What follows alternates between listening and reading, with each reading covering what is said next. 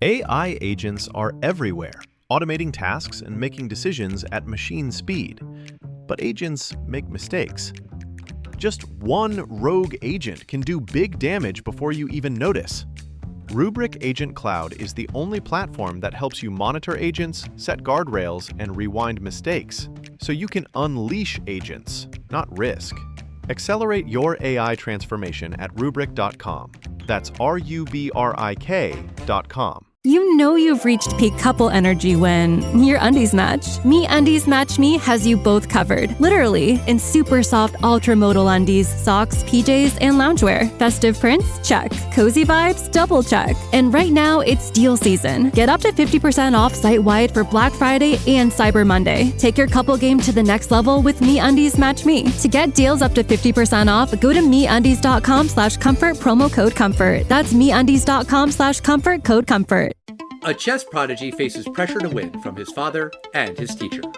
Listen as we discuss our William McKinley moment, the contradictions of parenthood, and hearing your coach in your head. Then we see if searching for Bobby Fischer stands the test of time.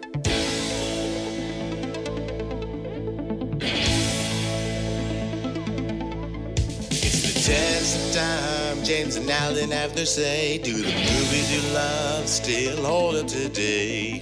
James says gladiator with the glove. Alan says as a father blah blah. It's the test of time, James and Alan have their say. Do the movies you love still hold up today? Test of time, James and Alan have their say. Do the movies you love still hold up today?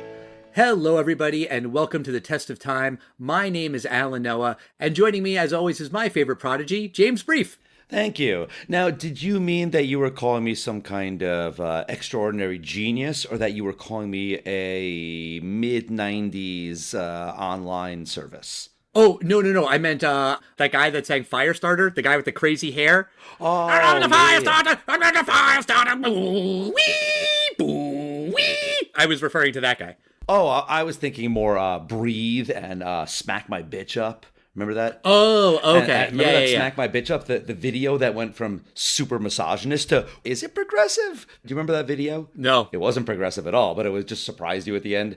It was a first-person video of someone, like, smacking this woman, and you're like, oh, this guy's such an asshole. And at the end, the person looks in a mirror, and it's a woman. Oh. Well, it's still smacking her bitch up. You're the sexist for thinking it was a man. Oh, wow.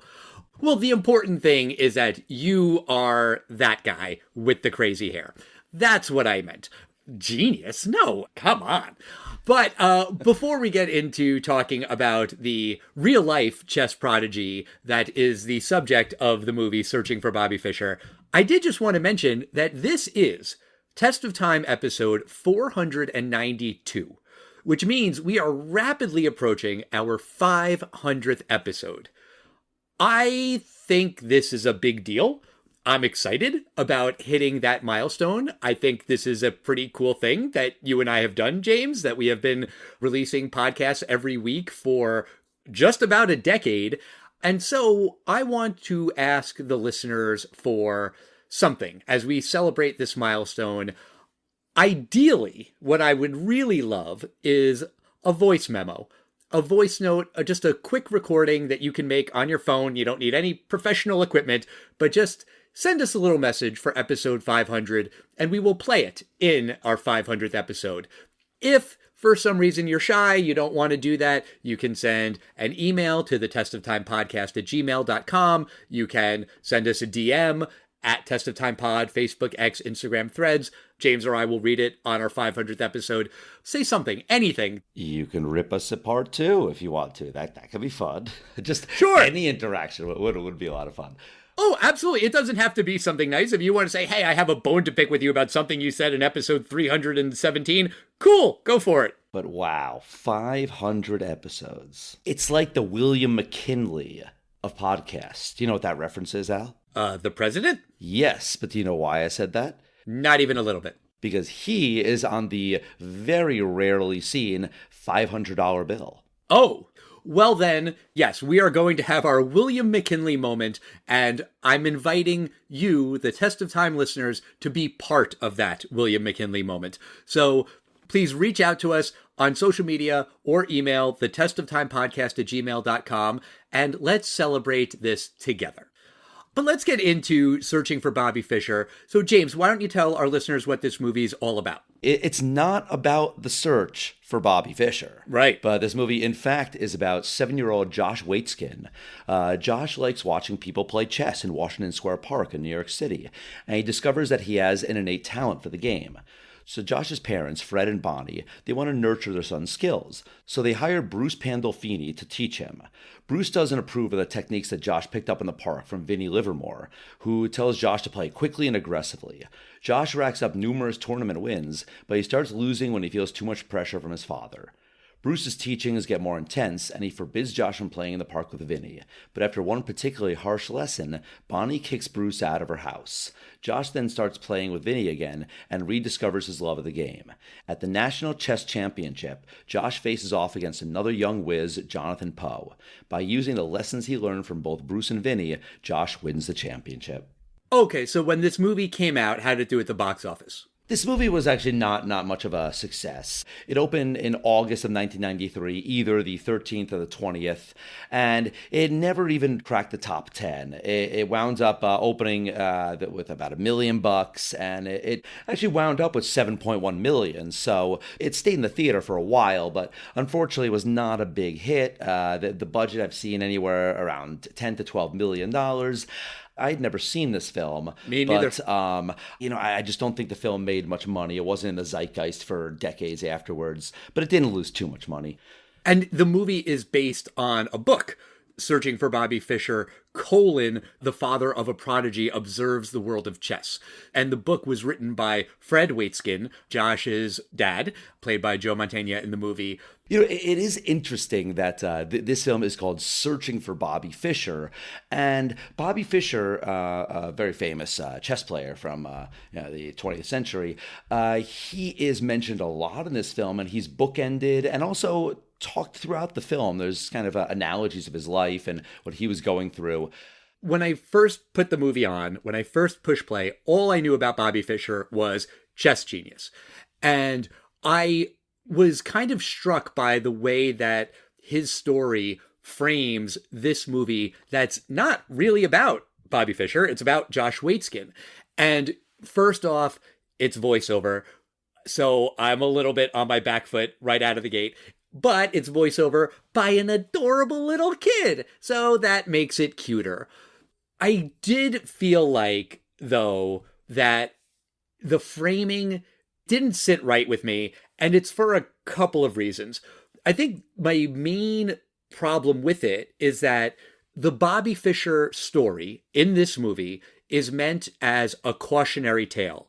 This is what happens when someone is so obsessed with chess that they become amazing. They are best in the world, and isn't that phenomenal? But the cost. What does it cost this man? He seems to go insane. He becomes a recluse. And that is the warning, because Josh Waitzkin is a genius, and he could maybe be the best in the world, but what would that cost him?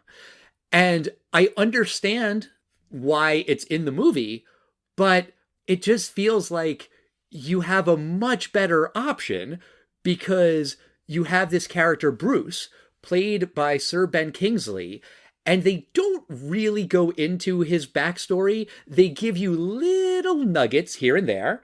You see in the very beginning that he used to get paid so much money for these speaking engagements, and now he's getting, I think, $20 or $30. And when the other kid comes in later in the movie, he has his mentor, and the mentor drops some barbs where he's like, the great thing about this kid is he's never going to disappoint me, unlike some people. So you're like, oh, he has a relationship with Bruce. Maybe Bruce disappointed this guy, or they both had the same mentor and Bruce disappointed that mentor. There's material there, and it's just left on the table. I feel like if you want to have the cautionary tale of what chess can do to someone, it's Bruce.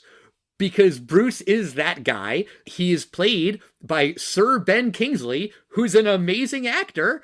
Give him that scene. Give him that moment where he says, listen, I got to tell you what happened to me. Bruce won't go to so many of those tournaments. You know, he's got like some anxiety about showing up there. We don't really explore why. Explore that. I just feel like that's the way to do it, because Bobby Fischer, yes, he's in the title of the movie. Yes, he has a presence in this movie, but he's not a character in this movie. It should be Bruce. Bobby Fischer, the monologues about him, I guess they make sense in the film, but I think there's a straight up story here that you don't really need him.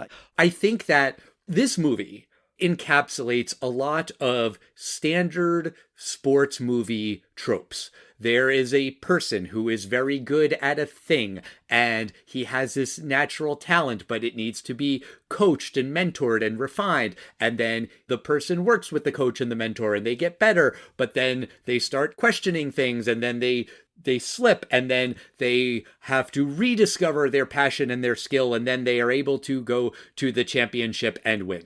I just described Searching for Bobby Fischer and Rocky and Karate Kid, The Mighty Ducks, Little Giants, Any Given Sunday. Fill in the blank of any sports movie. They kind of all fit the same formula. But Searching for Bobby Fischer also has this other element, which is the chosen one that you see in Star Wars, that you see in The Matrix, where Josh Waitzkin is told several times that he is the new Bobby Fischer, the next Bobby Fischer. Not literally, but they treat him like he is this reincarnation of this chosen one. I mean, Lawrence Fishburne's in The Matrix, right? He tells Neo, you are the one. He kind of says something not that different in this movie, where he tells Josh, you are the next Bobby Fischer. And that aspect of usually mythical and sci-fi movies feels out of place in a sports movie, but I thought that was interesting. I like that they were kind of taking this other kind of trope and putting it in this kind of movie with these other kinds of tropes and blending all of these things together. It's a swing, and I appreciated that swing. But I do feel like, one, it feels out of place, and two, this movie focuses a lot on the pressures that this little kid is under to win and to make his parents happy and to make his mentor happy. And that's fair game, because that's what the movie is about. But this other layer, that Josh is the second coming of this chess messiah, that just adds an extra level of ick to me. Mickey doesn't tell Rocky Balboa that you are the messiah that was prophesied by the ancient ones who is going to save the sport of boxing. And I hate that it's here about this adorable little kid. As a test of time thing, Josh Waitzkin is not someone that I think if you stopped 10 people in Times Square, I think it's safe to say 0 out of 10 know who Josh Waitzkin is. Right. This is not a game-changing person. You know, not any slight on Josh, but I don't know if this needed to be the story of the next Bobby Fischer versus here's a 12-year-old kid who's got, you know, an interesting storyline in his family. And the Bobby Fischer thing is almost throwing me off. Yes. Every time they went back to the story of Bobby Fischer, it took me out of the movie. It took me out of the story of Josh Waitzkin. And I was invested in the story of Josh Waitzkin, which that's a hard thing to do. I mean, that's what movies try to do, right? Is to get you emotionally invested in the characters. But I was. And then the movie just kept putting a pause on the whole Josh and his parents and Bruce and Vinny thing to talk about this other random guy. So I didn't love the framing. And that was before I did some research into Bobby Fischer. And now I hate it even more, because Bobby Fischer, whose mother was Jewish, he was horrifically anti-Semitic. And, you know, given all of the horrible, horrible things that Bobby Fischer has said, I think that it is a clear statement that the title of this movie doesn't stand the test of time. But I was wondering if he was super anti-Semitic when they made the movie and they gave the movie this title. And I did some real quick Googling. Basically, pre-1993, pre the release of this movie, he had said some disturbing stuff, but it was stuff that maybe you and I, James, as Jews, would identify as anti-Semitic, but maybe someone who wasn't Jewish would say, that's kind of a weird thing he said about Jews. And then it was later in the 90s when he was saying the real crazy shit that, the Holocaust didn't happen and the Jews made it up and the Jews slandered his name with this movie and there's a conspiracy about him and blah, blah, blah, blah, blah. So he went off the deep end later. Honestly, I was just thinking about Kanye, a guy who was considered a genius for a very long time and said some things that were pretty crazy for a very long time, and then just took this left turn into being a super fucking anti-Semite. It's awful. It's really shitty that Kanye or Bobby Fischer or anyone who has fame and a platform would use that platform to spew this vile shit. But it happens. Unfortunately, it's a thing that does stand the test of time. But reading all of that made me hate the Bobby Fischer aspect of this movie that much more. I think that probably the best thing to do is, you said enough about Bobby Fischer. This movie, like we've talked about, is not about him. So, we can move on from him. Yes. Let's move away from Bobby Fischer and talk about Josh Waitzkin. So my kids are not prodigies, but they have skills. They are good at lots of things. And I can tell you that when that happens, when you have a kid that is interested in something, a sport, a game, dance, whatever, you get hit with a lot of contradictions. You have to be really focused on this thing. If you love chess, you have to be focused on chess. But also, you have to be interested in other things and you have to be well-rounded. And if you love baseball, you have to know every little detail and every little rule and every minutia part of that game so that you can be a master at it. But also, hey man, you just got to have a love of it. You got to love the game. And it is important to win. You have to win. We are out there to win these games. But also, hey, if you lose, you got to be a good sport. And so there are all of these contradictions that exist for children and their parents. And I think that this movie does a really, really good job of exploring all of those contradictions because as a father, I'll tell you, it's hard. It's hard to navigate these things that are polar opposites. And it's hard for the kid who you're saying, focus all of your attention on chess and also don't forget about Little League and your friends and roller skating and fishing and all of these other things. It is so much pressure. And when you have these contradictions, somewhere along the line, you got to make a choice. You have to choose if you want to go this way or that way. And I think that this movie handles all of that really, really well, where it explores these pushes and these pulls in these different directions. And it's not easy. I think the movie is maybe, you could argue, a little extra sympathetic to the dad character because it's based on a book that the dad wrote. Although he's also wrong. He pushes his kid really, really hard. And that scene where after Josh loses and the dad's yelling at him and Josh just says, "Hey dad, why are you standing so far away from me?" And then the dad is like, "Oh, right, shit." And then he just goes and gives him a hug. That's sweet. But, again, that's that contradiction. You want to be the dad and support your kid, but also your kid lost when he shouldn't have lost, and you need to find out why.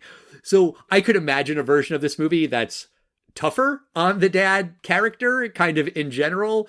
I also think that the mom, Bonnie, is the heart of the movie, and she's absolutely right when she kicks Bruce out of the house. She's absolutely right to say that Josh needs to go back to playing with Vinny because that's where he's happy, and that's what matters. Winning, losing, whatever. The kid likes chess. Let him play chess and let him be happy playing chess.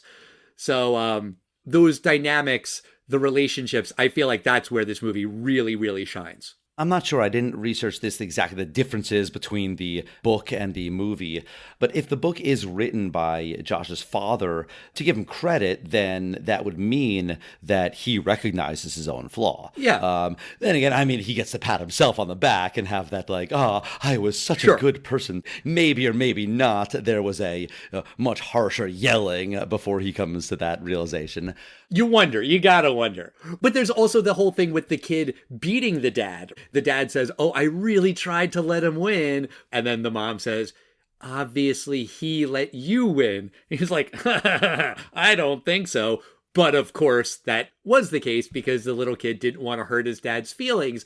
And that's a thing. As a father, you want your kid to beat you, and you don't want your kid to beat you. Another contradiction. Put it on the list.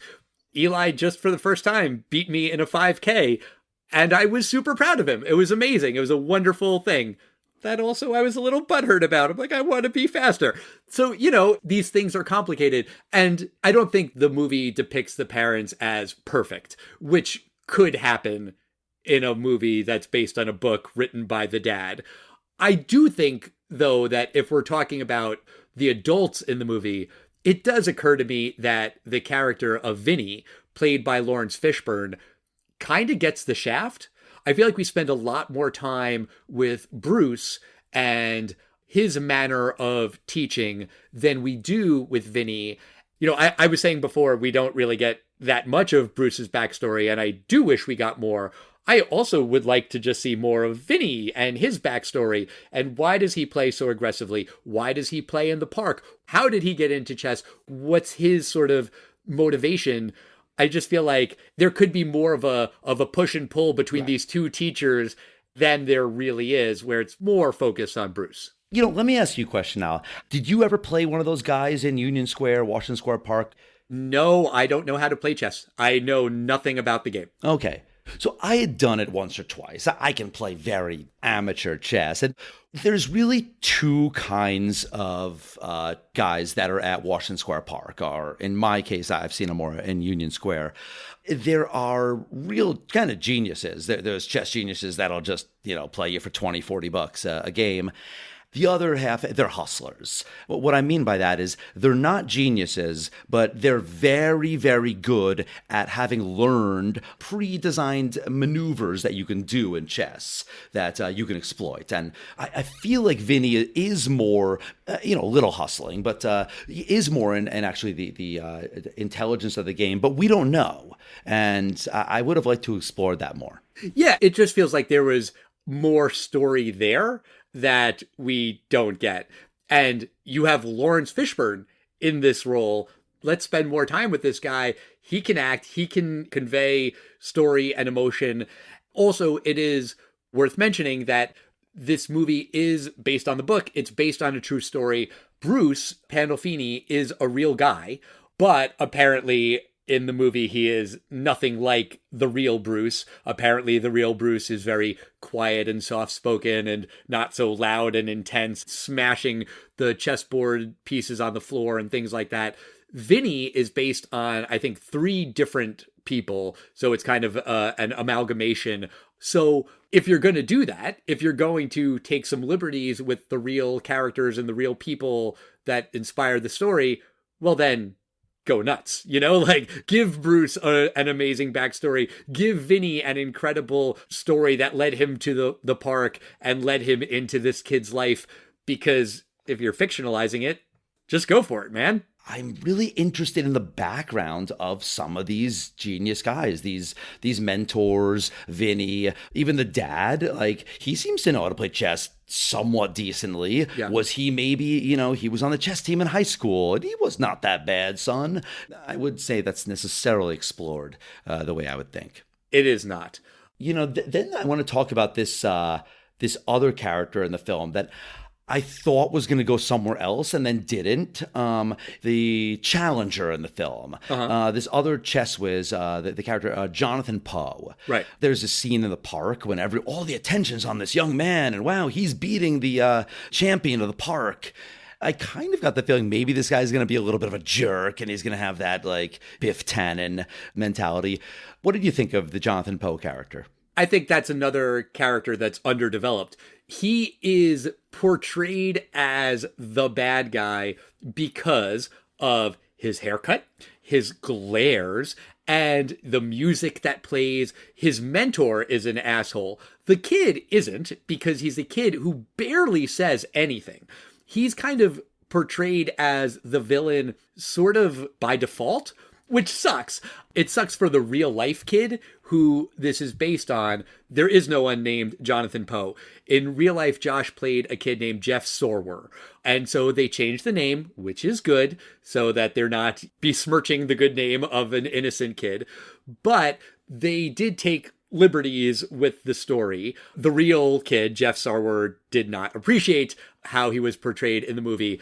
In real life, they had played a couple times before the championship. Josh won once and Jeff won once. In the championship game, Josh did offer the truce like he does in the movie, and Jeff did not take the truce, and they kept playing, but they ended up playing to a draw anyway. And then I think Josh won based on tiebreaker points or whatever. But there is this element of, yeah, he is the hot new thing, which made me think of one of my favorite Eagles songs, New Kid in Town, which is about that there's always going to be the hot new thing. Even when you're talking about a 7-year-old chess prodigy, well, now he's going to face this other kid who's, I think, supposed to be 5 or 6. I think in real life, the kid was 2 years younger than Josh, but holy shit, this kid's 7 and he's being replaced by a new younger model. That's mind-blowing. I think that they could have done a little bit more developing this character. I love the moment when Josh sticks his hand out and says, "You've lost, you don't know it yet. Shake my hand, get the draw. Let's do this honorably, and then you don't lose." Like, that's really sweet. And then that is real growth for Josh. And you kind of don't really get why the other kid says no, other than, I guess he's got an evil mentor, so he's not going to take that deal. No. He says, "Are you kidding me? Look at the board." At first, I thought they should have shown more actual chess rather than just fast moves. But I think that would be a detriment, especially if the audience doesn't know how to play chess. Yeah, I don't think you can do that. But at that moment, Al, they do show a very quick pan of the board. Josh has like 2 pieces left, and there's like 8 white pieces left. You see them very quickly tap, tap, tap, tap, tap, tap. They're basically trying to quickly move their pawns to the back row, which turns your pawn into a queen. He had lost his queen early when he did Vinny's technique of moving his queen out early. Once Jonathan Poe realizes the mistake he made, he knows about 5 moves away that he lost. Josh gets it just 1 move before, and he checkmates him. I like that part. I just thought it was also almost a little bit badass of Josh, because it's almost like, not only am I going to beat you, but you might not see I'm going to beat you, so I'm going to offer you the truce, so it's even harsher when I win. No, I don't think he was doing that, but obviously by Hollywood rules, I kind of knew he was going to win, so by offering the truce, and he's not going to say no, I'm like, dude, you're making a mistake, just take the tie. Right. Also, in that championship game, it is clear that the way that Josh wins is not by only listening to Bruce or only listening to Vinny. He has to take the teachings of both of his mentors. Vinny's fast, aggressive style and Bruce's slow, methodical, see the board, picture it clearly, see 15 moves ahead style. He needs both of those styles to win, which kind of made me think of Cobra Kai. You have to know the Miyagi-Do and the Cobra Kai karate to win. That was fine. I did hate the part where Bruce and Josh are communicating telepathically with each other. Bruce is in the other room watching, and he says, "Don't move until you see it." And then Josh's thoughts say, "I can't see it. I can't see it." And then Bruce says, "No, take your time. Don't move till you see it." He remembers Bruce slamming all the pieces onto the ground, and then he sees it. I don't know, man. Don't communicate telepathically. I don't think they're literally using the Force to talk to each other, but that's kind of how it's portrayed. That, to me, doesn't work. And I do think that does get into a bigger problem with the movie in general. Yes, this is for me specifically because I don't know anything about chess, but it's harder to convey this visually to an audience that doesn't understand the game. Chess is complicated, and I don't know all of the rules of boxing, but I can tell when I'm watching a Rocky movie that getting knocked down is bad. I don't know all of the rules of soccer, but when I watch Bend It Like Beckham, I know that they want to kick the ball into the goal. There are big picture visual cues that you get in some other sports that I did feel like were lacking in this movie. And maybe it's not that the movie's lacking, it's that my knowledge of chess is lacking, but that does strike me as possibly the reason why there aren't tons and tons of chess movies that come out all the time, and there are more baseball movies and basketball movies and football movies, because the audience just knows those games. When you have a coach that really, really pounds these things into you, even to me to this day, I can still hear my coach saying stuff. Like when I swing the racket wrong, when I'm holding, and I'm just doing kind of the lazy way of holding, it's the easier grip, and I know it's wrong, and sometimes it works, and every time it doesn't work, I can just hear my coach being like, yeah, you used the wrong grip. Come on, Brief. What are you doing? Is that it? Or do you have a conversation back and forth with him where you say, I'm sorry, coach. And he says, that's okay, but you should hold it better. And you say, yeah, sorry, but I'll see you next Tuesday. Like in the movie, it's a dialogue. Come on, that's not what happens. They're not having an actual conversation. But this is a conversation they've had many times, and he's playing it out in his head. Yeah. I think that's fine. But Al, what do you think of Searching for Bobby Fischer? Does it stand the test of time? All of the Bobby Fischer stuff, no. Emphatically no. All of the Josh Waitzkin stuff, yeah, it is really sweet. It's well put together. It is a lot of tropes that I've seen in other movies, not about chess, but still, I think it works. I think that the actor who plays Josh, Max Pomerank, I think he's really, really good. The movie kind of rests on his shoulders, and that's hard for a kid. Joe Mantegna is great. Sir Ben Kingsley's great. Lawrence Fishburne, Joan Allen. I really feel like everyone holds their own in the movie. Also, you have William H. Macy in a very small role. Tony Shalhoub, Dan Hedaya, Laura Linney. This is pretty low on Laura Linney's IMDb page. It's not like her first movie, but her role as the teacher, her concerns about Josh are valid.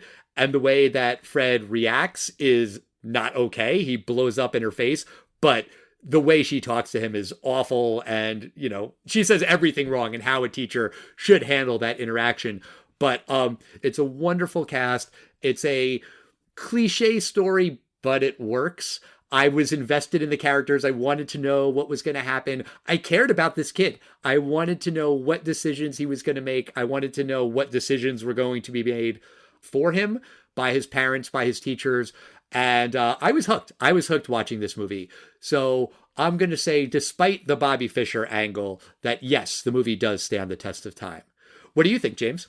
You know, the Bobby Fischer thing, I agree 100% what you said. It's completely unnecessary. Here's my major problem with this film. Honestly, it's kind of bland. There's a really cute part that I like at the final match, and that's when Josh has rediscovered he actually likes doing this, and he's not pressured, and he sees one of his friends. Josh is like, hi, and they wave at each other, and I'm like, oh, that's cute. Now they're just 7-year-olds, or maybe by now they're 8 or something. At the end of the day, it does succeed despite the fact that it's a little bit boring. The film does stand the test of time.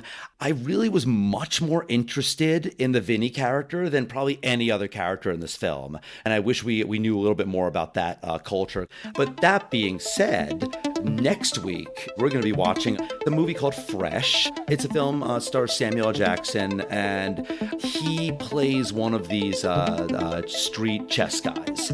Oh, it's another chess movie. Yeah, so I'm looking forward to that because the Lawrence Fishburne character in this film, Vinny, was certainly a fascinating character. And let's see what a film that maybe explores that culture a little more brings us. Okay, well, I'm looking forward to watching Fresh and talking about Fresh with you next week. In the meantime, we want to hear from you guys at Test of Time Pod, Facebook, X, Instagram, and Threads, the Test of Time Podcast at gmail.com. Write in about your thoughts on chess and Josh Waitzkin and Bobby Fischer, and send something for our 500th episode. comments, critiques, whatever. We'd love to include you in that upcoming episode. And we'll see you next time, everyone. Bye.